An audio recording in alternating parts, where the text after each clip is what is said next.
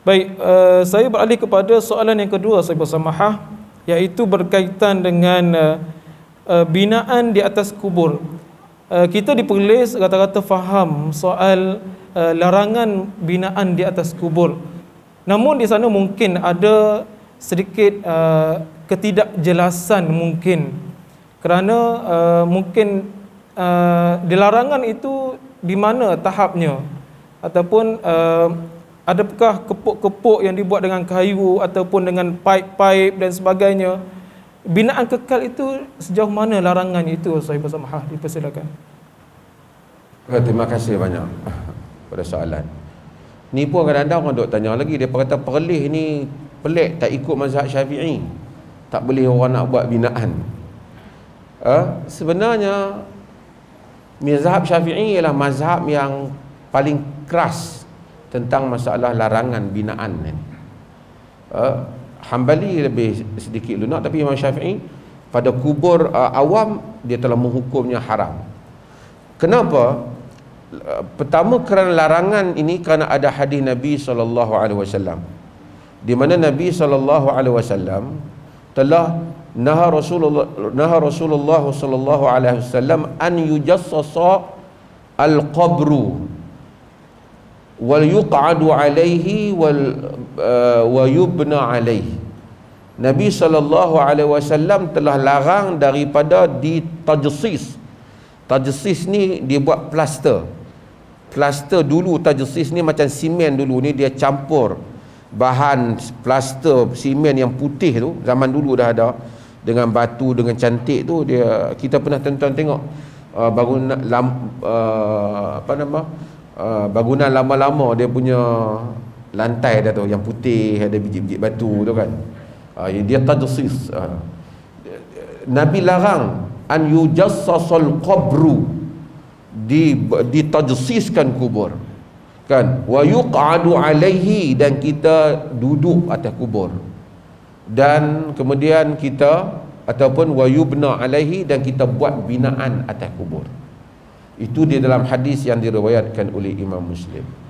Al-Imam Nawawi rahimahullah, Imam Nawawi ni lah imam mazhab apa ni? Mazhab apa ni?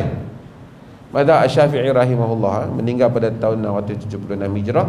Al-Imam Nawawi rahimahullah, dia kata qala Syafi'i wa ashab, dalam mazhab Syafi'i dan ashab, dia kata at-tajsis tu, tajsisu makruh, wa ammal qu'udu alaihi fa haramun.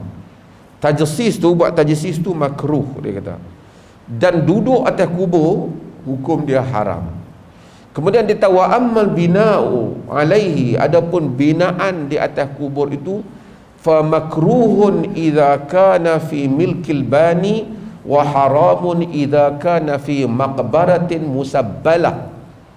Dia kata adapun jika binaan ni atas kubur ni makruh jika sekiranya tanah sendiri. Jika kubur awam hukumnya haram, kata Imam Syafi'i. Dia kata wa hadha an-nassu alaihi Syafi'i, ini adalah nas, perkara yang dinaskan oleh al-Imam Syafi'i, kata dia. Dan Imam Syafi'i kata wa ra'aitul a'immata bi Makkah, aku melihat imam-imam di Makkah ya'muruna bihadmi ma yubna, dan aku telah melihat imam-imam di Mekah, yakni ulama-ulama di Mekah, kata Imam Syafi'i, telah memerintahkan supaya dihancurkan apa yang dibina di atas kubur. Mazhab apa tu? Syafi'i. Dan nas yang sama disebut oleh al-Imam An-Nawawi dalam kitab Al-Majmu' Syarhul Muhadzab, iaitu kitab dalam mazhab Syafi'i. Bahkan dalam kitab mazhab Syafi'i dia kata wa an yuktaba alai, ditulis nama, wa an yuktaba ismuhu au ghairuhu, ditulis nama tuan kubur tu ataupun selainnya juga makruh. Dia makruh kan? Kerana ada hadis yang tadi saya sebut, hadis yang diriwayatkan oleh Imam Muslim, ada hadis dengan riwayat yang lainnya diriwayatkan oleh Imam An-Nasa'i, dia kata au yuktabu alaihi, atau ditulis di atasnya. Maka dimakruhkan. dimakruhkan pada sekurang-kurangnya.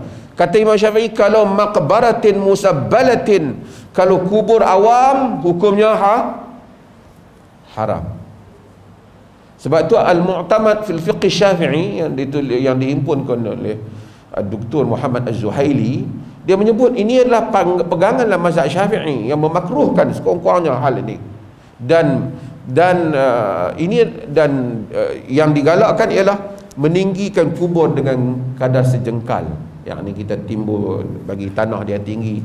Kalau dia nak letak anak-anak batu ke apa, tak apa, supaya orang tahu tu kubur, dihormati agar tidak dipijak padanya. Binaan di dalam mazhab Syafi'i tidak. Demikian dalam Zadul Mustaqni', di dalam mazhab Imam Ahmad disebut hal yang sama. Cumanya dalam mazhab Imam Syafi'i nas dia jelas, kalau kubur awam dia haramkan.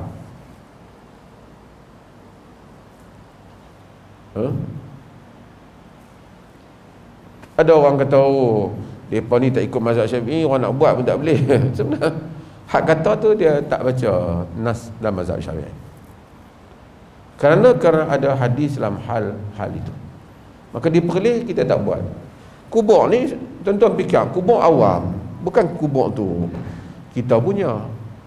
Dah kita tak lama-lama, mungkin dah orang lama-lama perlu tanah tak cukup, orang korek balik.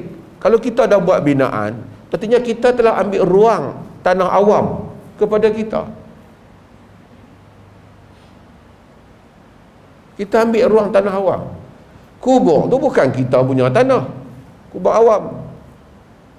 Maka dia tak benarkan. Besok kalau tuan-tuan tengok macam di Baqi' di mana, dah lama dah sampai berpuluh tahun orang korek, orang letak jenazah lain pula situ. Wallahu ta'ala.